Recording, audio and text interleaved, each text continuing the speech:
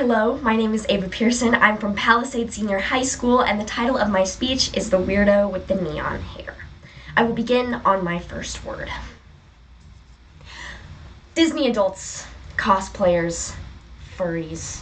We love to hate them, right? For as long as I can remember, I can picture little baby Ava striding right off the big yellow school bus and right into the front door of my home, only to be greeted with the delicious smell of the dinner that my family had prepared for us that day. We'd all sit down at the table and recount what had happened at that day. My mom would talk about her goings-on as a nurse at the hospital. My stepdad would complain about his coworkers. But what I found to be the most important and crucial aspect of the process was my recap of my elementary school adventures. The intense cat battles that my friends and I had carried out. The pine cone wars that had left me with bruises all over my delicate knees.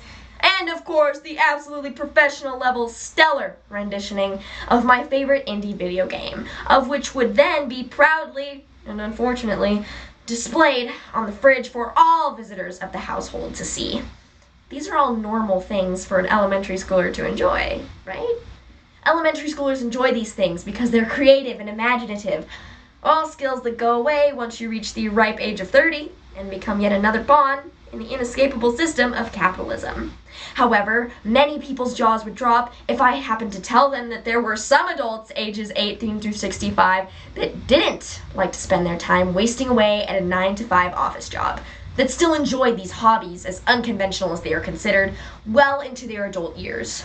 You see, unfortunately, there has over the years become a negative association between age and hobby. At some point, you are expected to suck it up, buttercup, because you've got bills to pay and taxes to send in.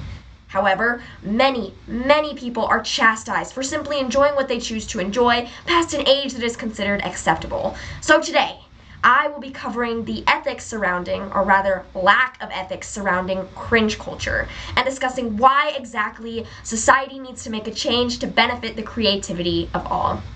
Firstly, I'll be discussing the negative and unfortunate statistics when it comes to assumptions and stigma, before moving into why exactly we consider the norm. And finally, I'll be cluing you in on why you should care and what we can do. Now, the word cringe itself is a little bit silly, right? I mean, many people don't even know the definition. So we'll be narrowing in down on the definition of cringe culture first. Cringe culture can be defined as the hatred and vitriol towards people who enjoy hobbies that are considered highly, quote-unquote, unconventional. Now, unconventionality is entirely subjective. What I find normal may differ completely from what you find normal. However, typically in society today, it can be defined as people who enjoy cosplaying as their favorite characters, who enjoy forms of media such as anime and manga, who identify as members of the furry fandom, or even adults who may like Disney past the target audience age. Now, of course, unfortunately, there have been many studies showing that when one enjoys these hobbies or associates with online communities and fandoms surrounding these hobbies, they are naturally chastised. For example, a recent study done on Statistica.com showcases that members who identified as part of the furry fandom were less likely to be blessed into a family through marriage, were much less likely to be accepted as a social or political figure, and were even much less likely to be granted important job opportunities. Now I ask you, why exactly do we believe that ripping away opportunities from innocent people, and people who have fair rights, the same as all of us, simply because they enjoy a hobby that is considered quirky, how does that sound fair? The answer seems clear. It isn't fair. Yet if you thought that was a bad thing, don't worry, I can absolutely make it worse for you. In fact, other studies show that children who are diagnosed with autism from a young age have an association and find comfort in things such as anime and manga. They see themselves in the characters, and they find a form of escapism through the different scenarios that they find themselves in. The truth is that people with unconventional hobbies and people who are found to be considered quote-unquote chronically online are oftentimes neurodivergent. Now, neurodivergency is also something that can most certainly be considered subjective. Some people consider it to be people with OCD, ADHD, and people who are on the autism spectrum. Other people consider it to only be people on the autism spectrum. But in this instance, please just consider it with your own personal terms. The association between neurodivergency and hobbies that are seen as unconventional often leads to the chastisation and hatred of people who are neurodivergent, and it tends to stigmatize those communities even more than they already are stigmatized. Now, I'd like you to imagine something for me. Have you ever been to a gas station and you walk in and bam, there it is. Somebody is wearing the most eccentric, crazy, loud outfit you could possibly imagine. I'd like you to tell me what your first impression on this might be. Because I guarantee it's not, oh, I love how fashionable they are being and how comfortable they are in their own style. Wow.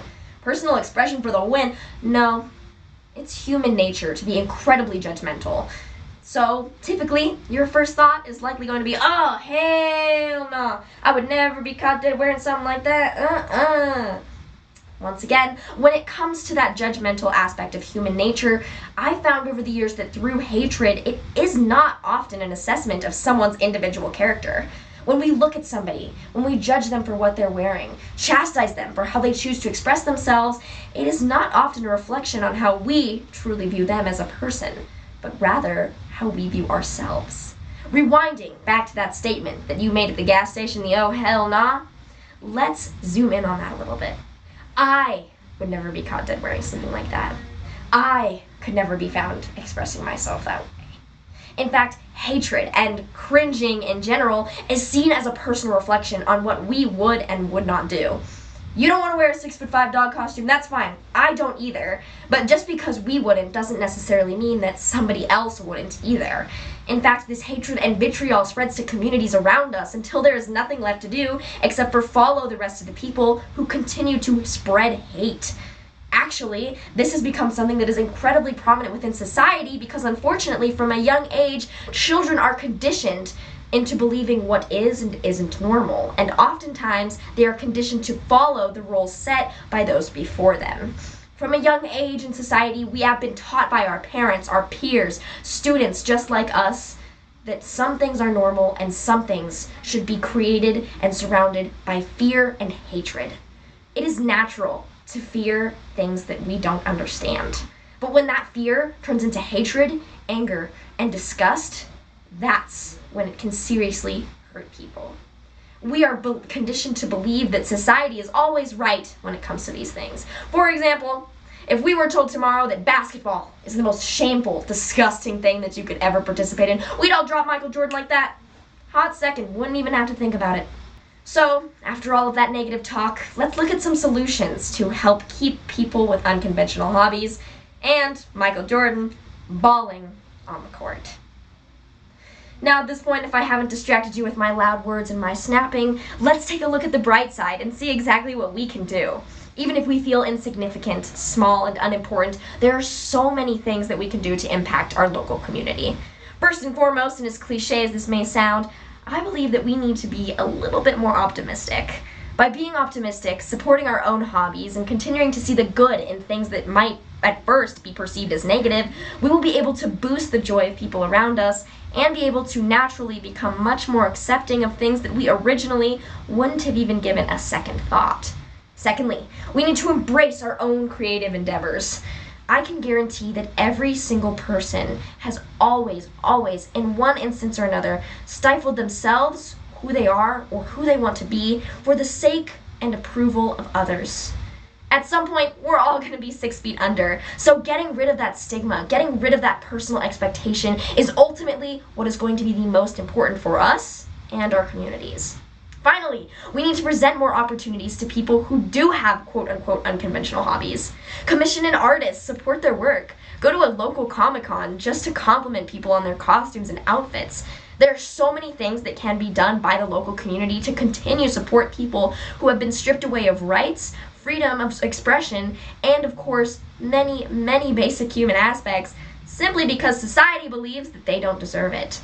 We live in a progressive society, a new age, and it's time to let that shine through with our acceptance of other people. So at this point, you might be thinking, Ava, you've been yapping for nearly 10 minutes. What's the point here? I want you to finish off this speech and leave with the important message that not everything that seems negative is entirely negative. That there are so many great things to be found in the strange, fantastical, and seemingly odd things of the world. So, the next time that you see that weirdo with neon hair walking downtown, make sure to stop by, take a second, and say hello. Thank you.